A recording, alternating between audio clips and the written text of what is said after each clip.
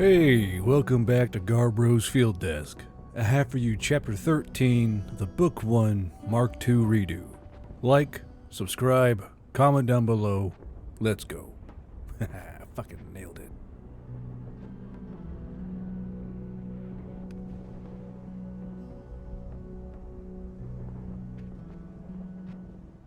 Chapter 13 Blooded. When Yule awoke the next dawn and stepped out onto the parade grounds with his cup of tea, he was startled to find it packed from top to bottom with Vale folk. So much, in fact, Yule had to turn some of them away in order to keep Valhalla Hill from being understaffed. He found no disparagement from the races, as the volunteers were a healthy mixture of elves, dwarves, oni, and brim-touched, all wearing their uniforms and holding their dwarven-issued weapons. Standing behind the uniformed auxiliaries were the fresh new boots from the surrounding areas, and they were sorely disappointed when Yule told them they had to be trained up first before they could enter the field. The amount of fresh recruits flowing into Valhalla Hill would require a lot of manpower to train, forcing Yule to pull away his entire 1st Dragoons and the majority of Cosmoline Company's human fighters just to drill them. This left Yule with the majority of his fighters being locals. However, these were at least trained to an acceptable standard proficiency, and the veterans of the ambush had tossed in their lot as well. The days before his offensive push were calm, time passing swiftly as everyone was loaded out with provisions for the field and given last-minute instructions on what was to happen if they were shelled. Yule was also leaving behind the vehicles to guard the base, as he assumed the majority of the fighting would be done stealthily. It was going to be a slog of crawling up into the wire and getting in as close as possible to avoid getting pounded on the approach into any towns or cities they came across. 4 platoons were drawn up from the volunteer auxiliaries and put under command of 3 Vale Riders who would act as their platoon sergeants. While these platoons would head out to skirmish and hopefully take care of the artillery, another small company under the command of Domino would head out to see what they could do about Sanrion. Gremlin and Piper, in turn, would take up administrative duties for Valhalla Hill, while the 601st would be out on their own doing their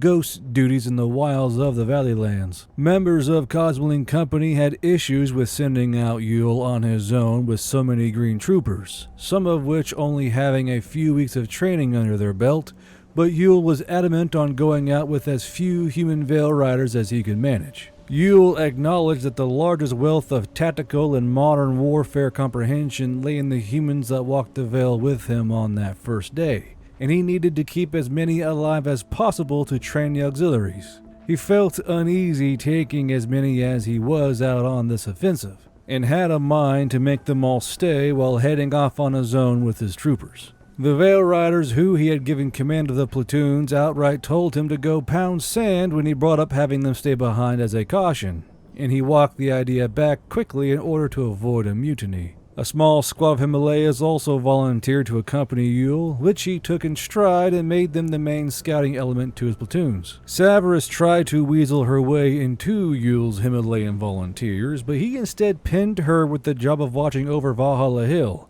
the two finding themselves in multiple shouting matches through the days to him leaving. Yethis demanded to go with Yule out into the field as well, but he told her he needed her to stay. He told her that she was needed here to train more medical personnel with Gruesome, and to make sure nothing hokey happened with the locals while he was gone. She fought viciously against him until he put both of his hands on her shoulders and leaned in towards her face one night during dinner. He had finally lost his patience with the young elf, and his tone showed it. "There's only a few people who I trust to watch over things here, and one of them is you. If you don't think you're able to manage things for me while I'm gone, I can find someone else if you so wish." After that, there was no more pushback to be found from Yethis. She did leave him multiple bottles of her blood already mixed with the odd ink, just in case he needed to refuel his translation amulet, and left little encouraging notes on the labels so Yule would have a morale boost out in the field. Yule didn't think they needed nearly as many doodles as they had on them, but he figured the blood would come in handy. His Tunka still needed a lot of work, and his Midwestern accent really did butcher the pronunciations. On the final day, Yule and his small company set out from Valhalla Hill and dove hard to the west, working off the reports from the Himalayans that they saw some weird-looking things moving about a small city called Malone. The first week of travel went by lively, and Yule came to enjoy the bickering that happened around him on the road. His second-in-command for this offensive was Mullen, a rather blasé man from South Dakota that was never easily excited. He was shorter than Yule, with mousy brown hair, brown eyes, and a dusting of brown freckles that ran down his nose. Those in the company called him Mousin, which he took with derisive eye rolls. Between Mullen and Yule, managing the march onward was more like wrangling cats every day.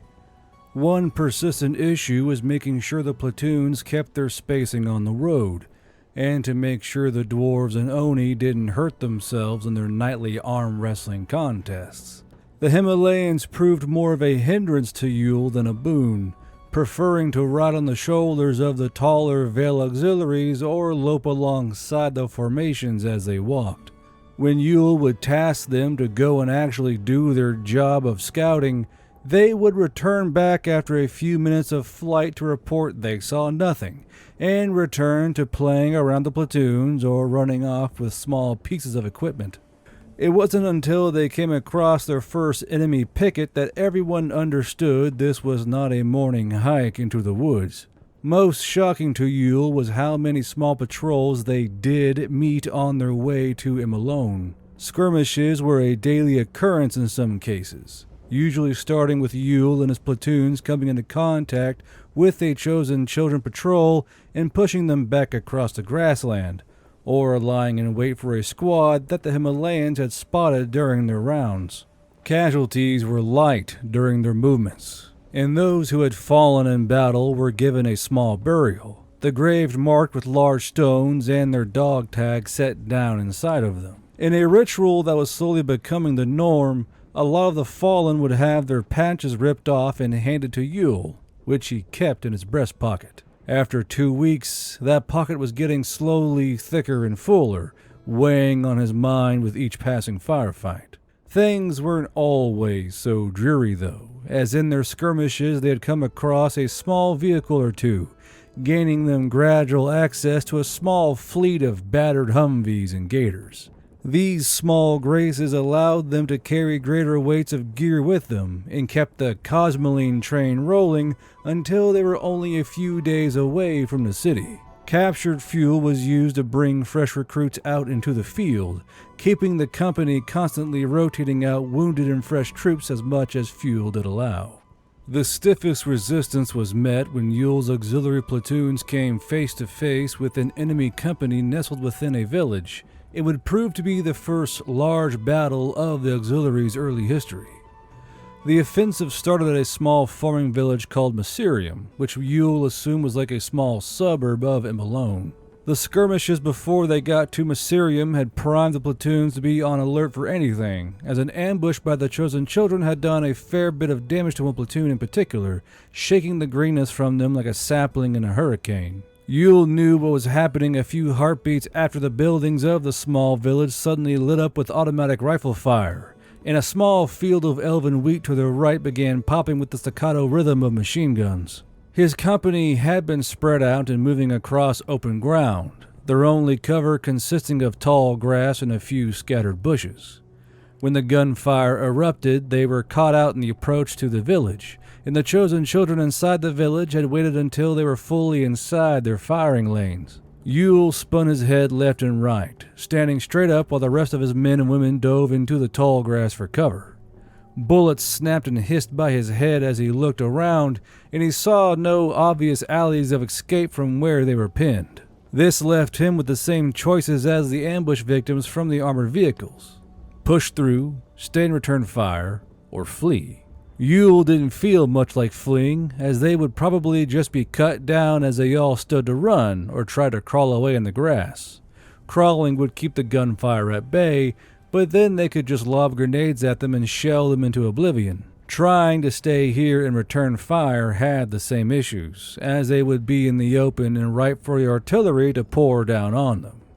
He bet that he would have to get in close and grab their belt buckles so they wouldn't be able to rip his platoons apart with artillery fire, so he spun around to face his auxiliaries laying in the grass. "Mullen!" Yule shouted, and he knelt down near a small cluster of brush, pulling out looted smoke grenades that were hung loosely on his chest. Mullen got up and barreled towards Yule at a low run, tracer rounds cracking around them both as they knelt down in a small huddle. Around their position, the auxiliaries were returning fire as best they could, popping off shots whenever they thought they spotted a flash in the windows of a building or through the stalks of wheat. A brim-touched Mk.II team, having looted the machine gun from the fallen chosen children, began spraying rounds wildly back at the village, splattering wood and glass from windows or tracing lines of holes down walls. The brim-touched holding the Mk.III on her shoulder, like Piper had taught her, was grinning madly as they both traced the barrel back and forth. "What's up, Yule?" Mullen asked calmly, and he pushed the bill of his patrol cap up. A bullet clipped the brim of his cap and sent it spinning off his head to land on the ground beside them. Mullen made an annoyed sound and reached down to grab his now holed head cover, plopping it back onto his head.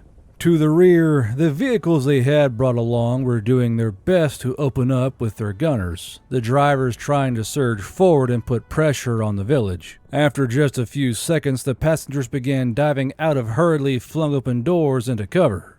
Machine gun rounds pelted and pinged off the lightly armored Humvees, shattering glass and sending sparks of metal spinning into the air. "We gotta smoke our way out of here and push into that village," Yule said calmly, gesturing with a bladed hand at the buildings ahead of him as a pair of bullets ripped through his rucksack.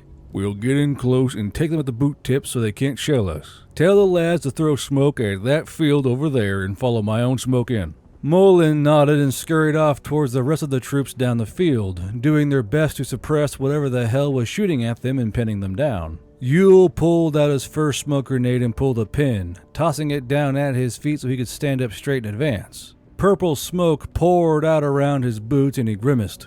"Fucking purple? Really? I look like the Wicked Witch of the West with a beard."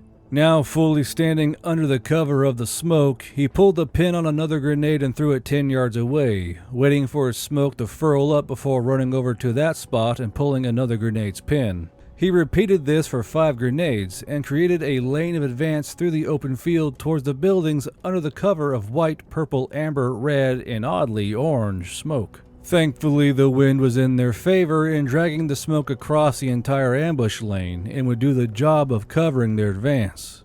Yule was coughing hard when he emerged near the edge of the first building and had to cover his mouth to deafen the noise when the home loomed ahead of him. He dove down near a small garden that lay around 10 feet away from the house, and he peered out from the smoky haze. Before him was a window with shadows moving around inside, and he had just enough time to roll to the left and out of the way before the barrel of an M249 light machine gun poked out. It began spitting leaden death at the figures crawling along in the waving tall grass, kicking up rooster tails of dirt, torn stems, and sometimes flesh. Yule fussed with his battle vest while the gunfire cracked above him, filling his ears with more tinnitus than he really needed, until he found the fragmentation grenade that was tucked into its corresponding pocket. He pulled the pin on the little ball of death and chucked it into the room lazily, the spoon clinging off the sill and tumbling into the grass. "Kobe," Yule muttered, and watched the window. With their attention focused on firing through the smoke, the elves inside never saw the grenade thunk down onto the ground beside them, and had only a few more seconds of life to enjoy before it detonated, throwing its payload around the room. Shrapnel churned through muscle with a dust cloud that swallowed the room, sending the small cluster of elves splattering all over the walls and floor. The small cloud puffed out of the window wetly, mingling with the aerosolized blood and giving it a foamy red tint. To be fair, the 10 elves who had packed themselves into the small living space of the house had never assumed that some crazy bastard would just run at them through the smoke and lob a death ball into their midst, but that lack of planning was now why they were just missed themselves. With the machine gun silence, the auxiliaries funneled into the village through the smoke and poured into the houses and roadways, engaging the chosen children in close-quarter battle or extremely close-range gunfights. Yule stood up and trailed behind his rushing troopers, coughing and hacking violently at the smoke that was in his lungs. He rounded the corner of the now meat-strewn home and saw that in the center of the village was a small cluster of taller buildings, one of which sported multiple antennas that stabbed up into the sky. He brought up his Daewoo and began firing rounds randomly at the windows, shattering the glass and making sure that if anyone was behind them, their heads would certainly be down and not shooting at his soldiers. As he walked and dropped his empty magazine, he looked around. Near the center of the village, which was quickly filling with bodies, dwarves had pulled out pistols and hand axes to start engaging a small squad of chosen children southern elves that were trying to pour out of what he assumed to be a traveler's inn. The dwarves allowed them to exit the doorway, standing pressed against the outer wall, before falling upon them, their axes hewing at the legs and joints of their taller foes. When the elves fell to their crippled knees, the dwarves would then point their pistols at their heads and administer a coup de grace, spattering their brain matter over the stones of the road. The brim-touched and Oni saw it more fitting to just use their rifles, beating down and bayoneting any elf that was stupid enough to try and do the same to them.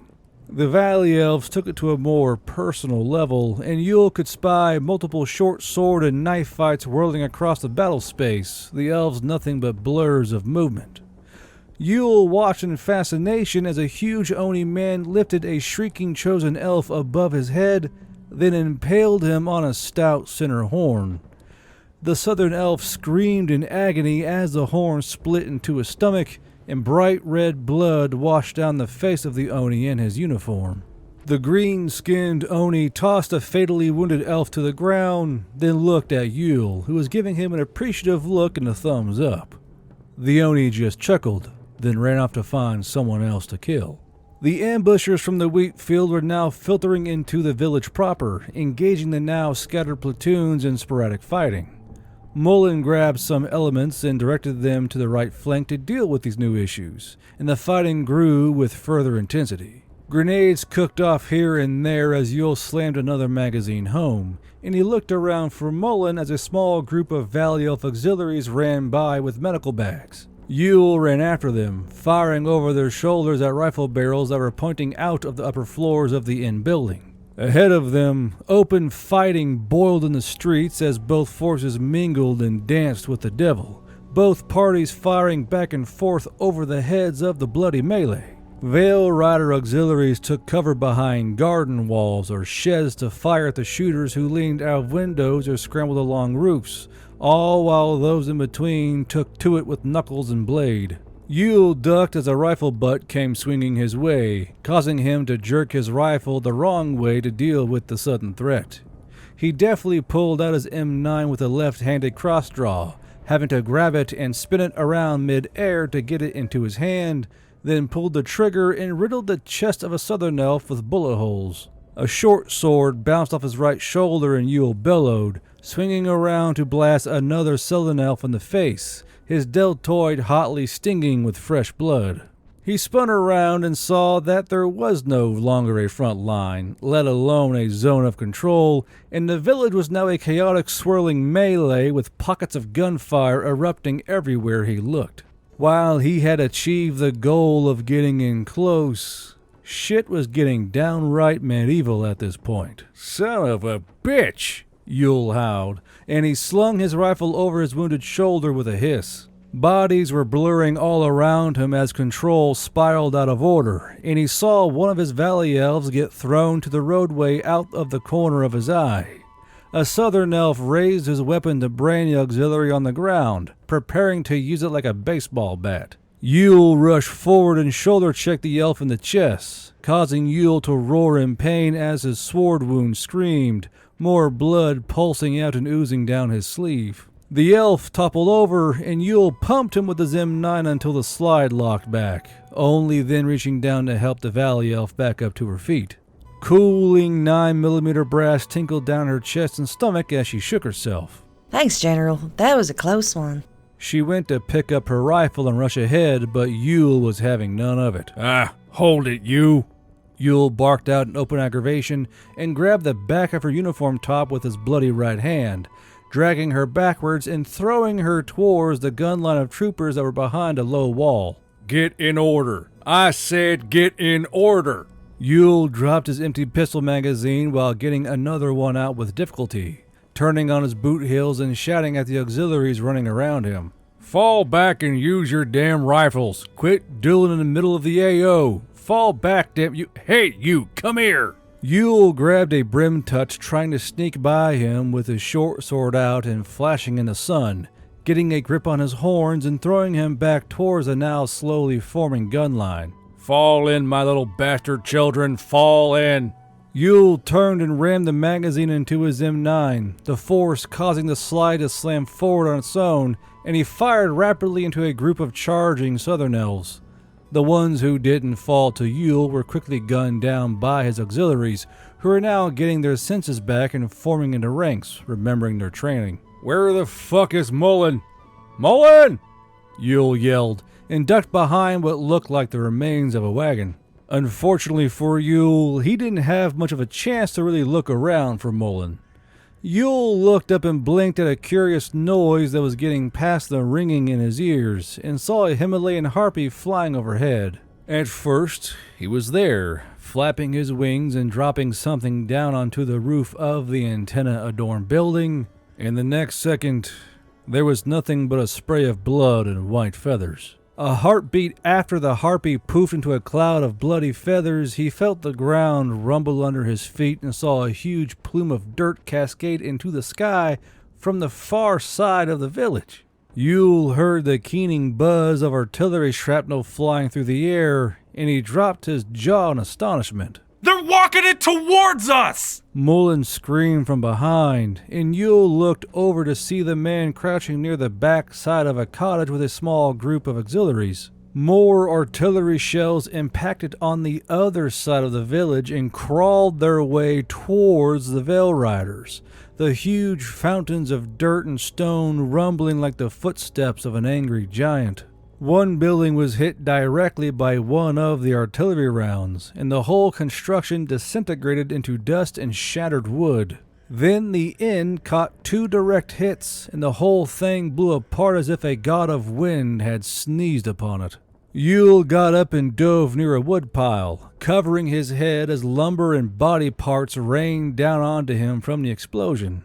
When he went to stand and yell at Mullen, someone's leg brained him on the side of the head, and Yule went back down to the ground, dazed. The bone from the broken femur left a gash on his cheek, and he stumbled back to his feet while throwing his rifle back over his shoulder.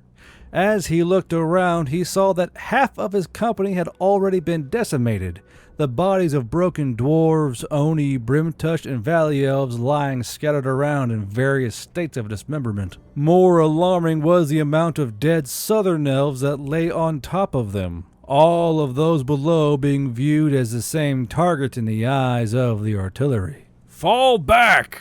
Yule roared, and waved his arm to signal them all to retreat despite the cut and pain. A small squad of dwarves and Oni sprinted past, the Oni reaching down to grab whatever fallen troopers they could carry.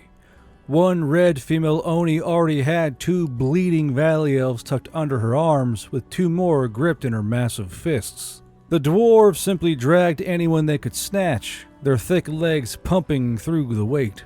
Yule spied Mullen yelling at the remnants of a platoon to beat feet, a large piece of metal fragmentation embedded in his chest and his leg bleeding profusely. Despite this, Mullen still seemed calm and was giving orders to anyone frozen in place out of fear or shock. Mullen, you get them the fuck out of here, Yule bellowed and pointed at him. Mullen looked back at Yule and his eyes went wide and began shouting something that Yule couldn't hear, pointing at something over Yule's shoulder. Yule turned around and realized what Mullen was saying.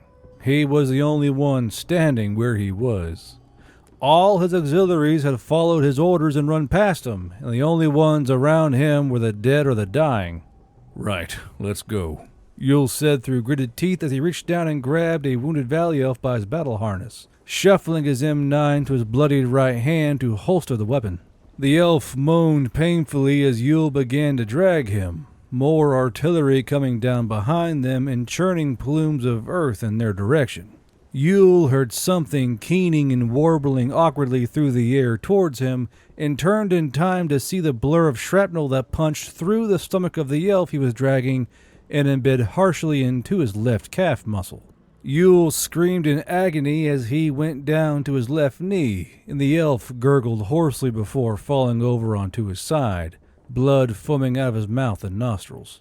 Yule stumbled once again to his feet and began to hobble towards Mullen and a small group of his troopers that were running towards him. That's when Yule felt it, that crawling of his spine, the innate sense of knowing when death himself was looking down at you. Time slowed to an aching crawl as Yule knit his brows together and turned his head to look behind him. Dirt and chunks of earth were cascading down from the sky. Buildings and homes were exploding out, being torn apart by the concussion of the artillery detonating within. The explosions were outpacing his men, traveling far faster than his soldiers ever could, and Yule pressed his lips together in aggravation. Yule turned back towards Mullen and said one final phrase before the cottage next to him erupted into flames. Get them home, Mullen.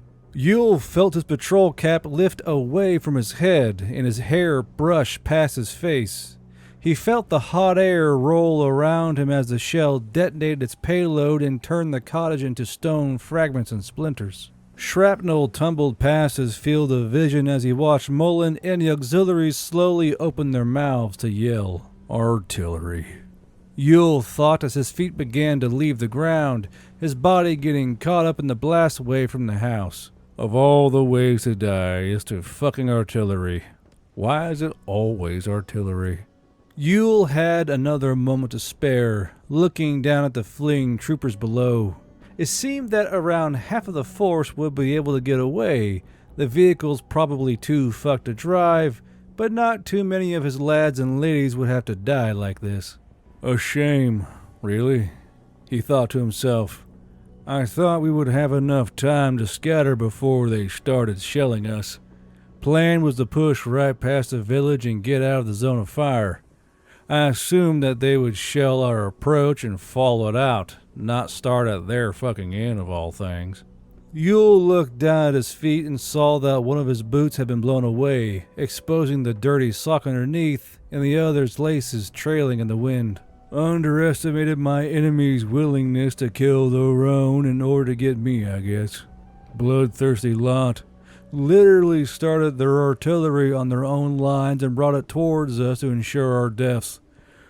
Oh well. Shame I didn't get to see Alavara again. Time slowly came back into speed, his ears filling with ringing and the roars of the concussion around him.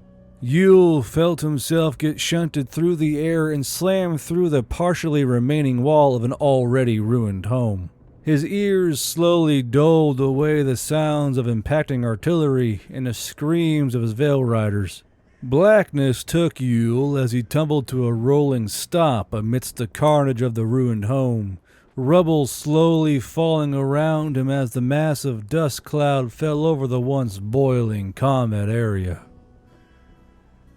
Mullen watched Yule get thrown through the wall, wincing as his chest and leg wounds pained when he tried to rush forward, but he no longer had control of his own movements. The auxiliaries around him grabbed hold of his battle vest and began dragging him away. When he fought, he was hefted over the shoulder of an Oni, and they themselves ran Mullen out of there while the shells rained down around them. The artillery, oddly enough, chased them only a little ways out of the village, like hounds baying at the heels of foxes they knew they had cornered, and rumbled out a warning as the survivors broke past the crippled vehicles. They didn't stop running until they were half a mile away from the ruined village, and only then did they stop to regroup and regain their breath. 35% of the company was battle-worthy, the wounded outnumbering the able-bodied 2-1.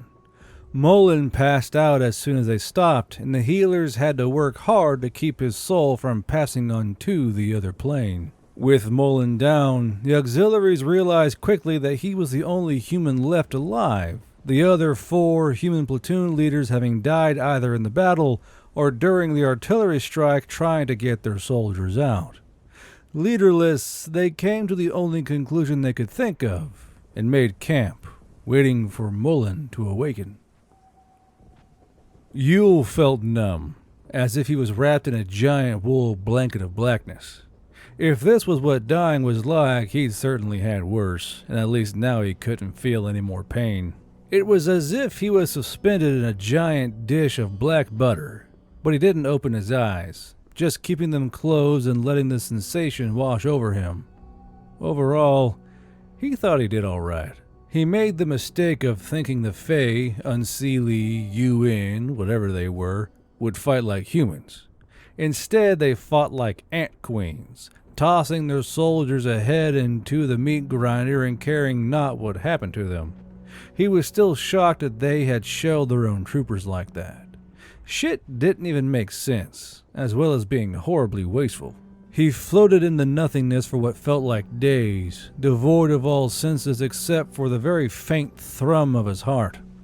Sure is taking a long time, Yule thought angrily, and began to ponder if even dying had to be tedious. You're not dying, said a voice from the void, and Yule rolled his closed eyes towards the sound. Well, sound was a relative term, more like he rolled his eyes towards the corner of his brain that the uninvited thought came from. Excuse me, Yule thought back at it. I'm pretty sure my watch is over. Got blown up, thrown through a wall, probably have a Fae teabagging my forehead right now. You are not going to die, human, came the voice again, and Yule was seriously starting to get angry at this point. The frustration became a glimmer of light that he gripped onto, and he felt his body a little more accurately than he had been previously. He could certainly feel something in his calf anyway. Pardon me, but my number came up. What, is some kind of veil god gonna drag me back to the fucking realm of the living? Something like that.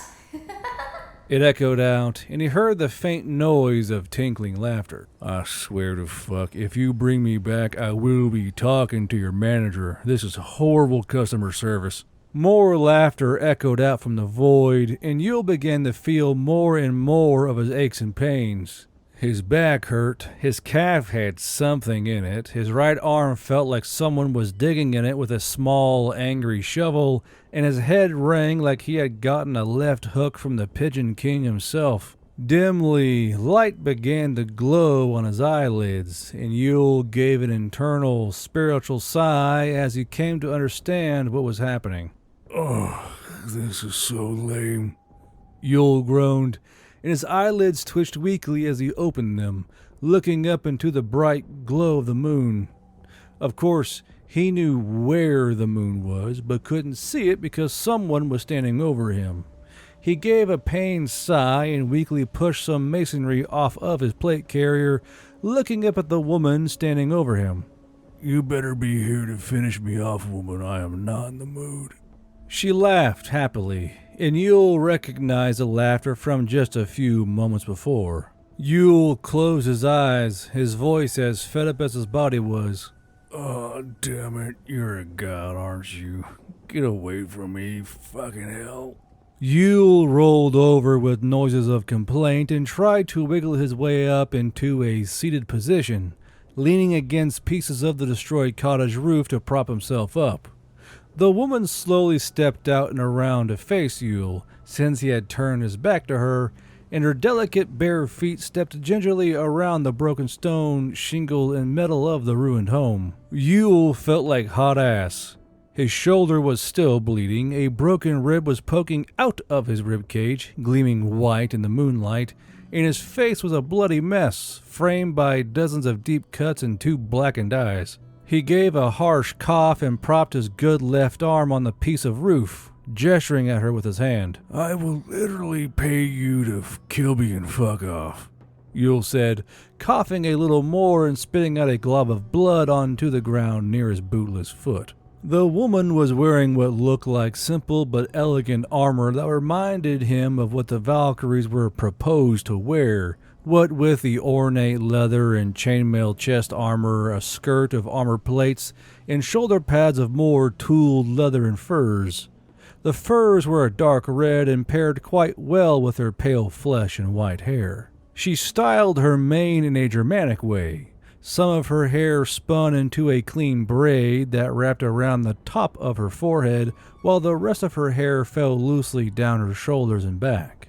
Yule didn't like the look of the skulls that were embossed everywhere on her armor, and was still lost as to why the woman wasn't wearing any shoes. He looked up into her brilliant white eyes and weakly gestured with his left hand again.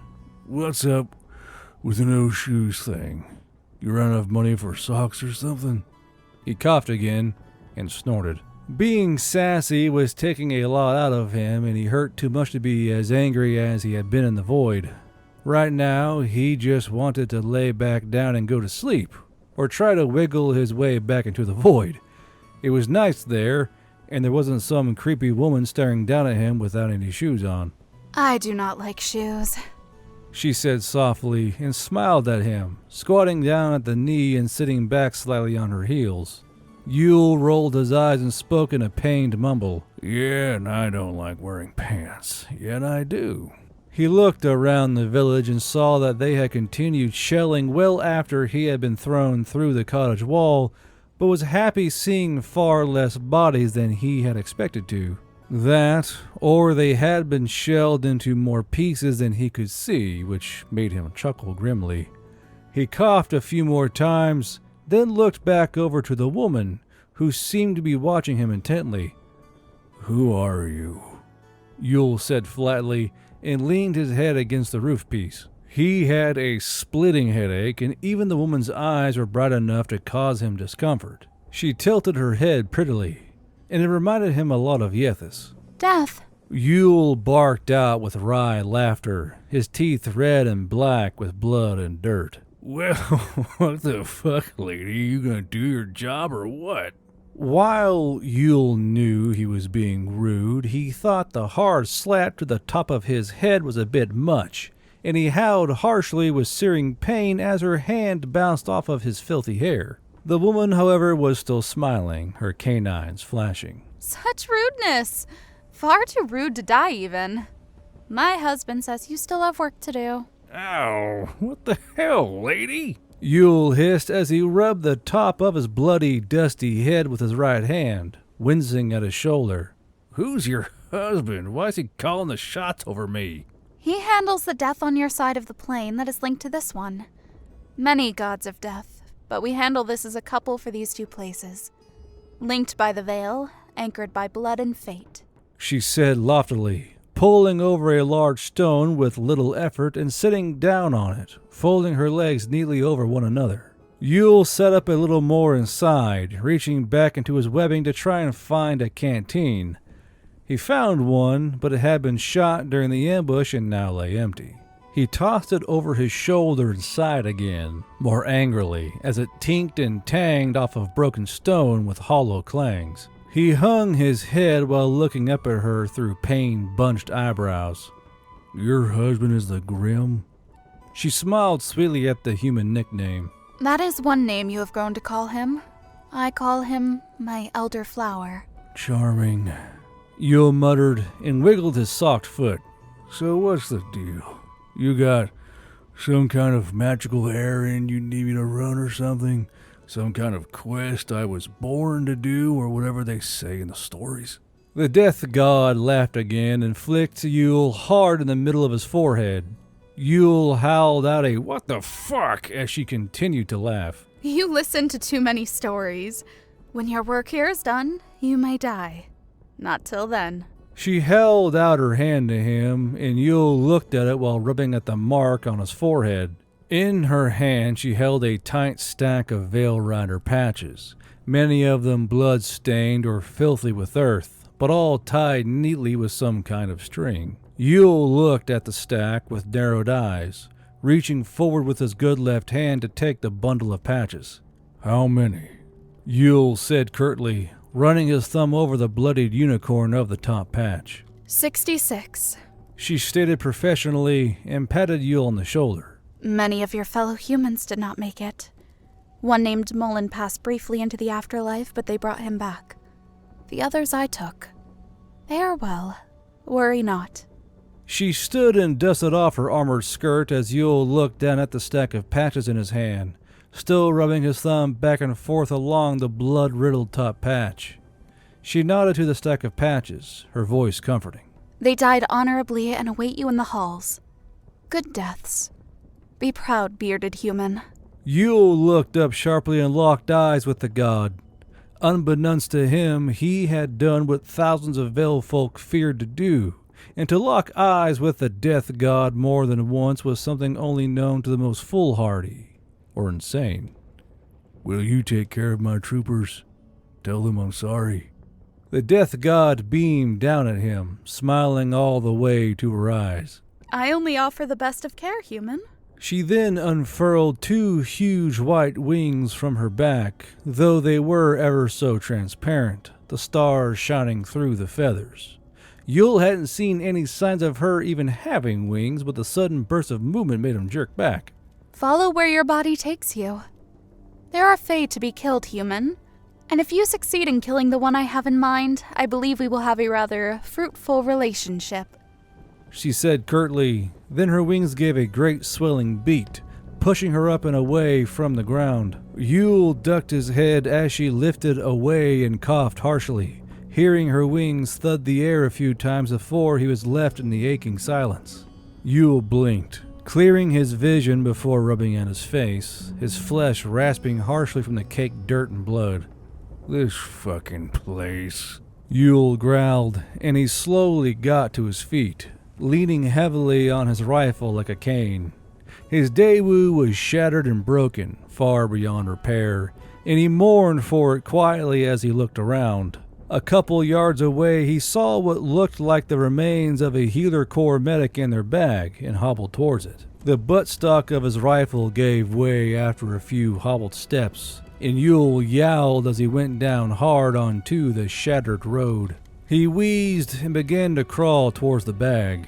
He felt something poking into his lung from his ribcage, and was quite frankly fed up with the bullshit at this point. Only breaks I'm getting around here my own damn bones. Yule panted, digging his fingers into the dust of the road. The short journey felt like an eternity, having to use his good leg and performing an awkward slug crawl towards the bag, but he got the job done. The poor elf that had been in charge of the bag had caught a lot of artillery shrapnel to his back and spine, and Yule patted the dead elf's shoulder sadly. Sorry, buddy. The bag had caught a lot of the shrapnel too, shattering the majority of the healing potions and vials that were inside. Thankfully, or unthankfully, the wriggling living bandages seemed to have soaked up a lot of the liquid, and were now bright red with the spilled potions. Yule grimaced and paused for a few seconds in contemplation, then grabbed harshly at the living bandage, smashing it into his lips. Amusingly, the bandage seemed to have a mind to fight him, and Yule had to bite onto it to make it behave and bleed, sucking hungrily at the moisture and potion that was inside of the bandage. It tasted like death, and Yule was pretty sure the elf's blood had gotten onto the bandage as well, but he could feel the potion working as his ribs slowly pulled out of his lung. As he drank the bandage dry, he reached in for the other one that was trying to crawl away, his other hand pulling the shrapnel piece from his calf. He bit down onto the now dead bandage and yelled muffledly into it as the metal came out wetly from his calf, then yanked the other bandage over to his mouth, biting down onto it and sucking at it greedily. After this bandage was sucked dry, he looked for other medical bags around the area, now being able to hobble his way around on his feet. He also found his missing boot and slipped it back over his bare sock. After a few minutes of searching, he found a canteen of water and an intact healing potion, and sat down on a crumpled chimney to sip at both. The village was a ruin, and not a single building except for a doghouse was left standing. It looked like a bombed-out city in Europe during World War II. An entire area laid to waste just to snuff out the enemy. Yule couldn't find any working weapons either, only having his M9 and a boot knife left to his devices. When he had drained the canteen and the health potion, he stretched his back and popped whatever was left of his spine into place. His shoulder was slowly knitting back together, but he thought angrily that there was no hope for the large cut on his face, and it would probably scar up horribly. He looked up at the moon and stood, following its rise and seeing which way south was. Someone is going to eat my boot knife by the end of this, Yule murmured, and began to make his way through the rubble and remains of his company. And that's the end of Chapter 13 of the Book 1 Mark.II redo. If you like the story and has liked them, of course, be sure to like and subscribe to the channel of Garbro's Field Desk. If you really appreciate what we do here, the voice actors, the art, the yada yada, the art, you can kind of help us even further by joining our memberships on the Ko-Fi. Coffee, I call it the coffee. Some people call it Ko-Fi. I don't fucking know. But if you want to help us, because not everyone uses some folks use ad blockers. I get it. YouTube is, oh boy, is YouTube. But if you really want to help the channel out, go in the coffee and join a membership. We have all these little tiers, and you can click in the background. And there are 3 tiers. First shirt. Now, first shirt, these guys give $50 per month and really do kind of hold the channel on their shoulders. They kind of keep things running around here. And it's going to be the Smurtisburb. Smurtisburb. God damn it. Fuck this fucking name. Smurtisburb, Spudsy, Drew That One Stadiar, Decimus, Sabrakai, Duke of Spooks, Rusty Reb, Gonkus, Asia, Asia, I think it's Asia, Some Dude, Grandpa, Warcaster, Scandrin, Eben Kitsune, Nessence, Jarnhu, Marquess Theodoric, Savage, the other Killjoy, Calistred, Aaron Wilbur, who is based, Werewaffengeist, Imashino, Cody Jiro, Death's Dancer, and Insane Medic. Now, to show you guys, these guys kind of deserve a shout out, I think, at the current time. That'd be Imashino, Cody Jiro, Death's Dancer, and Insane Medic. Imashino, Cody Jiro, and Insane Medic have all given over $1,000 to the channel, while Death's Dancer is given over $3,000 to the channel. So, Death's Dancer is super based, and Imashino, Cody Jiro, and Insane Medic are just thanks a lot for doing all this. Then there's going to be the E4 Mafia. These boys give $25 per month. That's Hydroopy, Lone Burrow, Patho Fox, Super Skibadiah, Lycidas, Marked One, Oogbar, Bakashi, Lord Caliber, Hot Potato Grenadier, Sleepy John, Volk Bambi, Shadow Man, Baiko, Demon Bane Plays, Chiba Chigoni, Inquisitor Matt, Hellhound 23, Daz Linder, Dark Side, Kiwi Bastard, Lacune, and Matty Boy. And there's Stuffy Squad. Stuffy Squad is fucking 2 a.m. Snuffy Squad gives $5 per month, and frankly, just Snuffy Squad alone helps make up for YouTube, because $5 is probably more than I get from fucking YouTube for like 100 views. That's Xweeb, Welcome to Elysium, Lucas Rolf, Nox Volk, Split Iris Bear, Krasnor, Adam M, Draconis, Calico Neko, Daryl, got a cat boy in here, Calico Neko, Daryl Francis, E. It's just E. Daz 94, Lacune 8, Al Solano 9, Swamp Yankee, Blade 7, Mimsy, Saxon's Mueller, Stacker 6118, Emperor Dipshit, Chaos Spartan, Vinid Lara, Antalis, Woe Class GBCV, John Doe 4321, Meon Coy, Fafnir 13, Martel Marlby, Sir Martels Martleby, Noodle, Nika, Scott Anderson, Verdi DeFox, Davey McEwen, Elderock, Crowman, Dalek, Jules, Blonde Lord, Thrace Vega, Devin Schonholtz, Andrew N. Gill, Yeti Potato, Skelters, Kite Zero, Cousin Cthulhu, Diesel Dog, Captain Commander, Anto, Duncan D, and 13.2 by 14mm Ein, the Lore Smith. And until we see you next time on this side of the veil, that was Rewriter, that was Fire, that was Danger, and this is Garbro's Field Desk. We'll fucking see you next time. Yeah, we're back. We're back at it. Yeah. See you next time.